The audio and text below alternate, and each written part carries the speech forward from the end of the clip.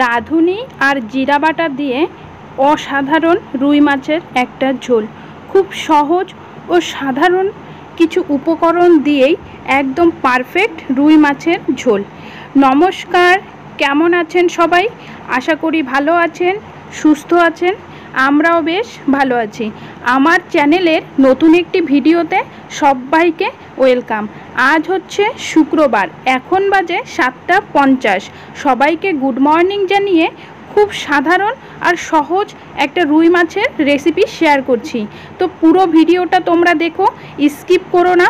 আমি প্রথমেই রুই মাছগুলোকে ভালো করে ধুয়ে তারপরে ম্যারিনেট করে নিচ্ছি। ম্যারিনেটের মধ্যে দিয়েছিলাম আমি হালকা একটু হলুদ, একটু লবণ, সামান্য লঙ্কার গুঁড়া আর কাঁচা সরষার তেল।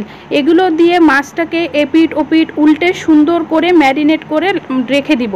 মাছটা একটু ম্যারিনেট করে রেখে দিলে বেশি ভালো হয়। এবার মাছটা ম্যারিনেট করা হয়ে গেছে, এখন যে উপকরণ বা মশলা সেগুলোকে একটা প্লেটে নিয়ে নিচ্ছি। তো আমি 1.5 চা চামচ জিরা নিলাম, 1/2 চামচ ধনিয়া নিলাম, তারপরে হচ্ছে 1/2 চামচ রাঁধুনি নিলাম, আর পাকা পাকা যে লঙ্কাগুলো হয় সেই লঙ্কাগুলো বেশ কয়েকটা দিয়ে দিলাম। যে যেমন ঝাল খাবে সে সেই রকম অনুযায়ী ঝাল দিবে। আমি একটু ঝালটা বেশি খাই তাই বেশি দিলাম। তারপরে 6 থেকে 7টা আদার স্লাইস দিলাম, আর ঝালটাকে ব্যালেন্স রাখার জন্য কিছু কিশমিশ দিয়ে দিলাম। এই যে আমার রুই মাছের ঝোলের জন্য সমস্ত উপকরণ রেডি। এখন মশলাটাকে মিক্সচারে করব, যার কারণে মশলার যে উপকরণগুলো ছিল সেগুলো সব এখন মিক্সচার গ্রাইন্ডারের মধ্যে বাটির মধ্যে দিয়ে দিলাম। এবার দেবার পরে সামান্য একটু জল দিয়ে তারপরে মশলাটাকে ঘুরিয়ে নিলেই আমার মাছের ঝোলের জন্য মশলা রেডি। তারপর এদিকে আমি একটা প্যান বসিয়ে দিলাম। প্যানটা গরম হয়ে গেছে, এখন বেশ খানিকটা সর্ষের তেল দিয়ে দিলাম। আর আমি সাধারণত তরকারিগুলো বেশিরভাগ সর্ষের তেল দিয়েই করি। সাদা তেলে খুব কম তরকারি করি আমি, আর ঘানির তেলটাই বেশি ব্যবহার করি। তো দেখো, তেলটা ঘুরিয়ে ঘুরিয়ে যখন গরম হয়ে গেছে তখন মাছগুলোকে ছেড়ে দিলাম। আর মাছগুলোকে একটু ফাঁকা ফাঁকা করে দিচ্ছি, কারণ মাছটা তেলে দেবার পর মাছটা ফুলে একটু বড় হয়ে যায়, তখন একটা মাছের সঙ্গে আরেকটা মাছ লেগে গেলে ভেঙে যাওয়ার ভয় থাকে। তাই আমি একটু ফাঁকা ফাঁকা দিলাম। তোমরা চাইলে ছোট ছোট মাছ দিয়েও করতে পারো, কিন্তু আমার কাছে এই রকম বড় বড় রিং সাইজের মাছ ছিল তাই সেই মাছগুলো দিয়েই করলাম।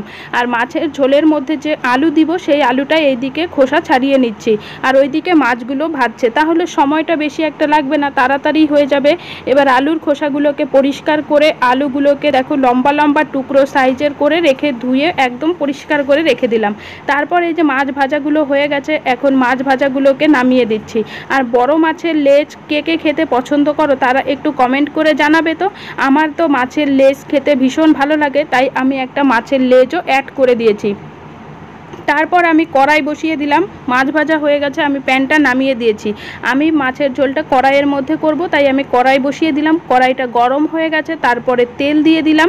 আর মাছের ঝোলের জন্য যে লম্বা লম্বা করে আলু কেটে রেখেছিলাম সেই আলুগুলোকে দিয়ে দিলাম। আলুগুলোকে একটু হালকা হিটে বেশ খানিকটা সময় নিয়ে ভাজা ভাজা করব, তাহলে আলুটা ভেতর থেকে বেশ সিদ্ধ সিদ্ধ হয়ে আসবে, আর উপর থেকে লাল লাল একটা সুন্দর কালারও উঠে আসবে।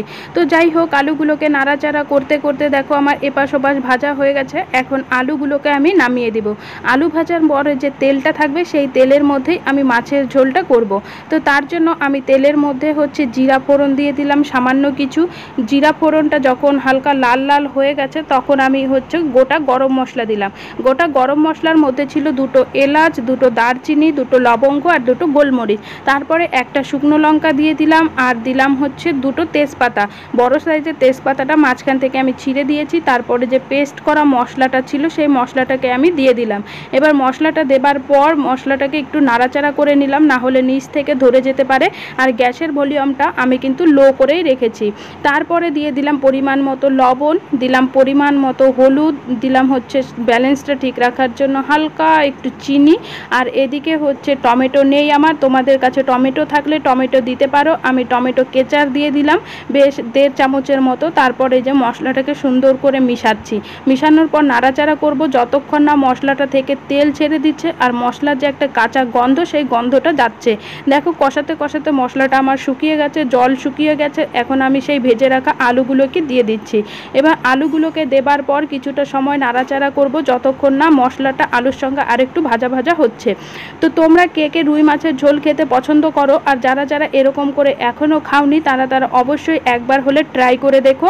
আর যারা এখনও আমার চ্যানেলটা সাবস্ক্রাইব করনি তারা অবশ্যই আমার চ্যানেলটাকে সাবস্ক্রাইব করো। ভিডিওটা কেমন লাগছে সেটা তোমরা অবশ্যই কমেন্ট করে জানাবে। তো দেখো যখন কষানো হয়ে গেছে তারপর আমি মাছের ঝোল দিয়ে দিলাম। মাছের ঝোল দেবার পর ঢাকা দিয়ে দিছিলাম, 15 থেকে 20 মিনিটের মতন জাল হলো। তারপর ঢাকনা খুলে দেখলাম আলুগুলো পুরো সিদ্ধ হয়ে গেছে। এখন আমি সেই ভেজে রাখা মাছগুলোকে দিয়ে দিচ্ছি। মাছগুলো দেবার পর মাছের ওপর থেকে একটু গরম মশলার গুঁড়ি দিয়ে দিব, কারণ গরম মশলা না দিলে বড় মাছের ঝোলে কেমন একটা আঁশের গন্ধ আসে। তো যাই হোক গরম মশলার গুঁড়ি দিয়ে দিলাম। এবার নাড়াচাড়া করে আবার একটু ঢাকা দিয়ে রাখবো, কারণ গরম মশলাটা ওই ঝোলটার সঙ্গে একটু অ্যাবজর্ব যখন হয়ে যাবে ততক্ষণ পর্যন্ত ওই 3 থেকে 4 মিনিটের মতো। দেখো মাছের ঝোলটা আমার হয়ে গেছে আর উপরে তেলটাও উঠে আসছে। তো যাই হোক এখন নাড়াচাড়া করে মাছের ঝোলটাকে নামিয়ে দেবো। আর বেশি ফোটাবো না, তাহলে আলু আর মাছ দুটোতেই ঝোল টেনে নিবে, ভাত খাবার সময় কোনো ঝোলই পাওয়া যাবে না। তো যাই হোক ঝাঁকিয়ে তারপরে এই যে মাছের ঝোলটাকে নামানোর জন্য বাটিটাকে রেডি করে নিলাম। আর বাটিটা রেডি করার পর এই যে মাছের ঝোলটাকে নামালাম। মাছের ঝোলটা দেখতে কেমন হয়েছে সেটা তোমরা অবশ্যই কমেন্ট করে জানাবে। আর পুরো ভিডিওটা তোমরা দেখবে, কেউ স্কিপ করবে না। যারা যারা এখনও খাওনি তারা এইভাবে সামান্য কিছু উপকরণ দিয়ে সহজেই বাড়িতে বানিয়ে ফেলতে পারো রুই মাছের একদম পারফেক্ট ঝোল। তো এখন আমি ভাতের সঙ্গে এটাকে খাবো। ভিডিওটা এই পর্যন্তই। সবাই ভালো থাকবে, সুস্থ থাকবে। দেখা হবে অন্য একটি ভিডিওতে। যারা যারা এখনও আমার চ্যানেলটি সাবস্ক্রাইব করনি তারা অবশ্যই আমার চ্যানেলটিকে সাবস্ক্রাইব করে দিবে। আর ভিডিওটা কেমন লাগছে সেটা তোমরা অবশ্যই থাকবে, সুস্থ থাকবে।